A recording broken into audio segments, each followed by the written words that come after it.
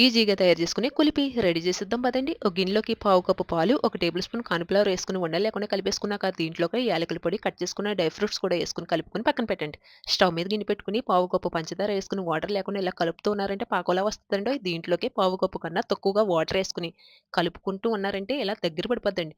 ఒక కప్‌లోకి తీసుకొని పక్కన పెట్టండి. అదే గిన్నెలోకి అర లీటర్ పాలు వేసుకొని పాలు పొంగొచ్చాక ఈ పాకాన్ని ఏసేసుకొని కలిపేసుకోండి.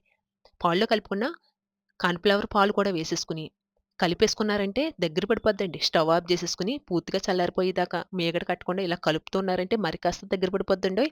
కులిపి మౌల్స్ తీసుకొని దాంట్లోకి ఇది నింపేసుకున్న తర్వాత మూత పెట్టేసండి. మధ్యలోకి స్టిక్స్ పెట్టేసుకొని డీప్ ఫ్రిడ్జ్‌లోని 7-8 గంటల దాకా పెట్టుకొని తీసుకుంటేనండోయ్, ఈ కులిపి సులువుగా ఊడి రావాలంటే ఒక గ్లాస్‌లోకి వాటర్ తీసుకొని దాని మధ్యలోకి ఇలా ముంచారంటే సులువుగా ఊడొచ్చేద్దండి.